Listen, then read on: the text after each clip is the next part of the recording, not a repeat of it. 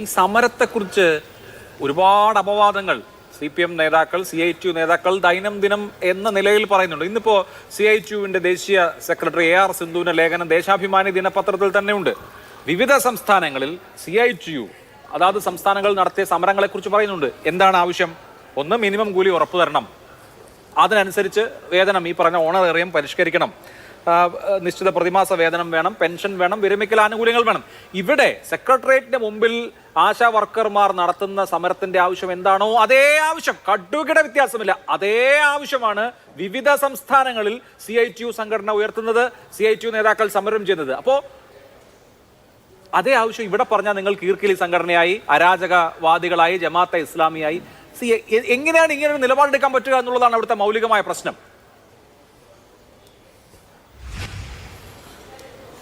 അത് സമരം ചെയ്യുന്ന ആളുകൾ അവരുടെ കുന്തമുന, അവരുടെ ദിശ എങ്ങോട്ട് എന്നുള്ളതിനെ കൂടി ആശ്രയിച്ച് നിൽക്കുന്നതാണ് അതിൻ്റെ പ്രശ്നങ്ങൾ. അല്ലാതെ വെറുതെ വരുന്ന ഒരു വിമർശനമല്ല നമ്മൾ കാണേണ്ടത്. ഇവിടെ വളരെ കൃത്യമായിട്ട് നമ്മുടെ മുന്നിൽ കഥയുണ്ടല്ലോ. ഇപ്പോൾ ആശ മാത്രമല്ല, സ്കൂൾ പാചക തൊഴിലാളികളുണ്ട്, അംഗൻവാടി വർക്കർമാരും ഹെൽപ്പർമാരുമുണ്ട്. ഇങ്ങനെ സെൻട്രലി സ്പോൺസേഡ് സ്കീമിൻ്റെ ഭാഗമായിട്ടുള്ള ഇത്തരം ധാരാളം സ്കീം വർക്കേഴ്സ് രാജ്യത്തെമ്പാടുമുണ്ട്. അവരുടെ എല്ലാം വിവിധ സംസ്ഥാനങ്ങളിലെ ജീവിത സാഹചര്യവും കേരളത്തിലെ അവരുടെ ജീവിത സാഹചര്യവും എല്ലാം വിലയിരുത്തും. ഇവിടെ തൊഴിലുറപ്പ് പദ്ധതി ഉൾപ്പെടെ പരാമർശിച്ചല്ലോ. ഇന്ത്യയിൽ നേരത്തെ അദ്ദേഹം പറഞ്ഞതുപോലെ, BJP പ്രതിനിധി പറഞ്ഞതുപോലെ, കേരളത്തിലെ തൊഴിലുറപ്പ് കൂലി എത്രയാണ്? അത് ഇന്ത്യയിലെ മറ്റു സംസ്ഥാനങ്ങളെക്കാൾ കൂടുതലാണോ കുറവാണോ? പറയട്ടെ. കേരളത്തിൽ അങ്ങനെ ഒരു വില സൂചികയില്ലേ? അതുകൊണ്ടല്ലേ ഇത്രയും വലിയ കൂലി കേരളത്തിലെ തൊഴിലുറപ്പ് പദ്ധതിയിൽ കിട്ടാൻ വേണ്ടി കഴിയുന്നത്? നിങ്ങൾ കാണേണ്ടത് ആശമാരിൽ തന്നെ ഇപ്പോൾ ഉള്ള 26,000-ഓളം ആശമാരിൽ 1,400-ഓളം പേർ നിലവിൽ ആശമാരുടെ വേതനം പറ്റുന്നതോടൊപ്പം തന്നെ അവർ തൊഴിലുറപ്പ് പദ്ധതിയിൽ രജിസ്റ്റർ ചെയ്ത് അതിലും പണിയെടുത്തുകൊണ്ടിരിക്കുന്നുണ്ട്. ഇങ്ങനെയെല്ലാം ഉണ്ട്. ഒരു കാര്യത്തിൽ ഞങ്ങൾക്ക് യാതൊരു തർക്കവുമില്ല.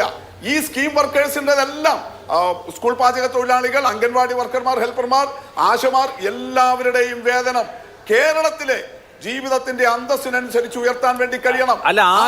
ഉള്ളത് കൊണ്ടാണ് LDF ഗവൺമെന്റ് അതിന്റെ പ്രകടന പത്രികയിൽ വളരെ ക്ലാരിറ്റിയോടുകൂടി VPP പറയാലോ. ഇപ്പോ നിങ്ങൾ അവകാശപ്പെടുന്നു എന്ത്? VS അച്യുതാനന്ദൻ സർക്കാരാണ് ആശമാർക്ക് ഓണറേറിയം ഏർപ്പാടാക്കിയത്. അപ്പോൾ ആശമാരുടെ ഓണറേറിയം കൂട്ടണം എന്ന് പറയുമ്പോൾ അത് കേന്ദ്ര സർക്കാർ കൂട്ടണം എന്ന് പറഞ്ഞാൽ ശരിയാവോ? VS അച്യുതാനന്ദൻ സർക്കാരാണ് ഏർപ്പെടുത്തിയതെങ്കിൽ ഏർപ്പെടുത്തിയ ആളുകളാണല്ലോ സ്വാഭാവികമായും കൂട്ടേണ്ടത്. സംസ്ഥാനമാണ് ആശമാർക്ക് ഓണറേറിയം കൊടുക്കുന്നത്. NHMന്റെ ഇവിടുത്തെ നടത്തിപ്പ് ഏജൻസി എന്ന് പറയുന്നത് സംസ്ഥാന ആരോഗ്യ വകുപ്പാണ്. സ്വാഭാവികമായും കേരളം നിശ്ചയിച്ചിട്ടുള്ള ഓണറേറിയമാണ്. ഞങ്ങൾ ഓണറേറിയം 6,000 രൂപ ഞങ്ങളുടെ സർക്കാർ ഉയർത്തിയതിനെ പറ്റി മുൻ മന്ത്രി തോമസ് ഐസക്കൊക്കെ പോസ്റ്റ് ഇട്ടിട്ടുണ്ട്. ഏത് കാലത്ത്? അത് കഴിഞ്ഞ് 6-7 വർഷം കഴിഞ്ഞു. ജീവിത പ്രതിസന്ധി താങ്കൾ തന്നെ സൂചിപ്പിച്ചു. ഓരോന്നിന്റെയും വില കൂടുകയാണ്. അപ്പോൾ കാലാനുസൃതമായി നിങ്ങളുടെ പ്രകടന പത്രിക പറയുന്നത് പോലെ അവരുടെ ഓണറേറിയം കൂട്ടണം എന്നുള്ളത് സംസ്ഥാന സർക്കാരിനോട് അല്ലാതെ പിന്നെ ആരോട് പറയാനാണ്? അല്ല, നിങ്ങൾ അഭിലാഷ്, ഈ കഴിഞ്ഞ കുറച്ച് ദിവസമായിട്ട് ഈ ചർച്ച നടക്കുന്നതുകൊണ്ട് ആശമാരുടെ ഈ വേതനം എങ്ങനെയാണ് ഫിക്സ് ചെയ്തിരിക്കുന്നതെന്ന് അറിയാത്ത ഒരാളല്ലല്ലോ. Honorarium plus incentive, fixed incentive plus performance incentive, ഈ 3 ഘടകങ്ങൾ ചേർത്തിട്ടാണ് ആശമാർക്കുള്ള വേതനം നൽകുന്നത്. അതിൽ ഈ 7,000 രൂപ ഇൻസെന്റീവ്, 6,000 അല്ല, 2023 ഡിസംബർ തൊട്ട് 7,000 രൂപയാണ് കേരളം നൽകുന്ന ഇൻസെന്റീവ്, ഓണറേറിയം. ആ 7,000 രൂപ പൂർണ്ണമായും സ്റ്റേറ്റ് എക്സ്ചക്കറിനാണ് നൽകുന്നത്. 1 രൂപ പോലും അതിൽ മറ്റൊരാളുടെ സഹായമില്ല. 3,000 രൂപ കേന്ദ്ര ഇൻസെന്റീവ്, ഫിക്സഡ് ഇൻസെന്റീവ്. അതിൽ 60% കേന്ദ്രം തരുന്നത്, അതിന്റെ 40% സംസ്ഥാനം നൽകുന്നു. അതിന് പുറമെയാണ് 3,000-ഓളം രൂപ പെർഫോമൻസ് ഇൻസെന്റീവ്. അത് ഓരോ ആശാ വർക്കറുടെയും പ്രവർത്തനത്തെ അടിസ്ഥാനമാക്കിയാണ് അതത് മാസം ലഭിക്കുന്നത്. അത് പൂർണ്ണമായും സംസ്ഥാന ഖജനാവിൽ നിന്നാണ്. ഇതിന് പുറമെയാണ് 200 രൂപ അവർക്ക് ടെലിഫോൺ അലവൻസ്. ഇങ്ങനെ വെച്ച് അഭിലാഷ് ഇപ്പോൾ തന്നെ ആവറേജ് 13,200 രൂപ ലഭിക്കുന്നുണ്ട്. 13,200 രൂപ ആവറേജ്. അതിൽ കൂടുതൽ ലഭിക്കുന്നവരുമുണ്ട്. പെർഫോമൻസ് ഇൻസെന്റീവ് കൂടുന്നതിനനുസരിച്ച് 14,000 വരെ ഈ ഫെബ്രുവരി മാസത്തിൽ വാങ്ങിച്ചവരുണ്ട്, ജനുവരി മാസത്തിൽ വാങ്ങിച്ചവരുണ്ട്. അഭിലാഷ് അത് കാണണം. എന്നാൽ അതിന് കുറവുണ്ട്. പെർഫോമൻസ് ഇൻസെന്റീവ് കുറയുന്നതിനനുസരിച്ച് 10,000 അതിലടുത്തോ മാത്രം കിട്ടുന്നവരുണ്ട്. 10,000-ൽ കുറവ് കിട്ടുന്നവരില്ല. ഇതാണ് നിലവിൽ കേരളത്തിലെ സ്ഥിതി. എന്നാൽ ഈ വർധനം ഇനി ഉണ്ടാക്കണമെങ്കിൽ ആര് വേണം? ഈ ഫിക്സഡ് ഡെപ്പോസിറ്റ് വർദ്ധിക്കണം. അവിടെയല്ലേ സമരത്തിന്റെ കുന്തമുന പായേണ്ടത്. ശരിയല്ല, സമരത്തിന്റെ കുന്തമുന എങ്ങോട്ട് തിരിച്ചു വെക്കണം എന്നുള്ളത് ആലോചിക്കാം. പക്ഷെ 10,000-ൽ താഴെ ഉള്ളവരില്ല എന്ന് പറയരുത്. 1824 പേർക്ക് 10,000-ൽ താഴെയാണ് കഴിഞ്ഞ ഏറ്റവും ഒടുവിലത്തെ ഡിസംബർ മാസത്തെ ഓണറേറിയവും ഇൻസെന്റീവും കൂടി താരതമ്യം ചെയ്താൽ കിട്ടിയത്. 87 പേർക്ക് 7,000-ലും താഴെയാണ്. ഈ മുഴുവൻ തുക കിട്ടിയ ആളുകളുടെ എണ്ണം, അതായത് 13,000-ന് മുകളിൽ കിട്ടിയത് 1,097 പേർക്കും 10,000-നും 13,000-നും ഇടയിൽ കിട്ടിയത് 21,900 പേർക്കുമാണ് സർക്കാരിന്റെ തന്നെ കണക്കനുസരിച്ച്. ഞാൻ വരാം. ശ്രീ രാജു പി നായർ, കുന്തമുന എങ്ങോട്ട് തിരിച്ചു വെക്കണം എന്നുള്ള ചോദ്യം ഉണ്ടല്ലോ. ആ, ഞാൻ അങ്ങയിലേക്ക് വരാം അടുത്ത റൗണ്ടിൽ. അപ്പൊ ഈ കുന്തമുനയുടെ കാര്യം നിങ്ങൾ താങ്കൾ കോട്ട് ചെയ്ത ആ കണക്ക് തന്നെ നോക്കൂ. താങ്കൾ കോട്ട് ചെയ്ത കണക്കിൽ തന്നെ ഏതാണ്ട് 90%-ലധികം പേർ 10,000-ന് മുകളിൽ ശമ്പളം പറ്റുന്നവരാ, വേതനം പറ്റുന്നവരാണ്. അവിടെ നമ്മൾ കാണുകയല്ലേ. അതിൽ കേന്ദ്ര സർക്കാരിന്റെ റോൾ എന്ത്?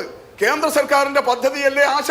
അതിലല്ലേ 9,400 രൂപയും സംസ്ഥാന സർക്കാരാണ് കൊടുക്കുന്നത് എന്ന വാദം അംഗീകരിച്ചു. പ്രശ്നം അവിടെയല്ല.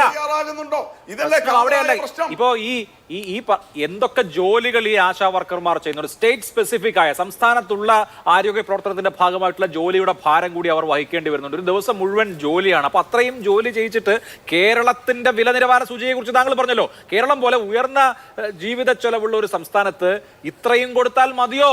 ഇത്രയും ജോലി ചെയ്തിട്ട് കേരളം പോലെ ഉയർന്ന ജീവിത ചെലവുള്ള ഒരു സ്ഥലത്ത് ഇത്രയും കൊടുത്താൽ മതിയോ എന്നുള്ളതാണല്ലോ പ്രശ്നം.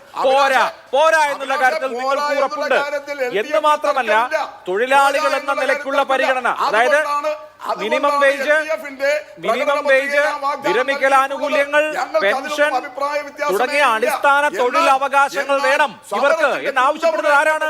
CITU തന്നെയാണ്. അതിനു പകരം സംസ്ഥാന സർക്കാരിനെതിരെ രാഷ്ട്രീയ ലക്ഷ്യത്തോടു കൂടി ഒരു സമരം ചെയ്യുമ്പോൾ അതിനെതിരെയുള്ള വിമർശനം ഉണ്ടാകും. സംസ്ഥാന സർക്കാരിനെതിരെയുള്ള ശരി, രാഷ്ട്രീയ ലക്ഷ്യത്തോടു കൂടിയുള്ള സമരമാണോ എന്നുള്ള ചോദ്യത്തിലേക്ക് ഞാൻ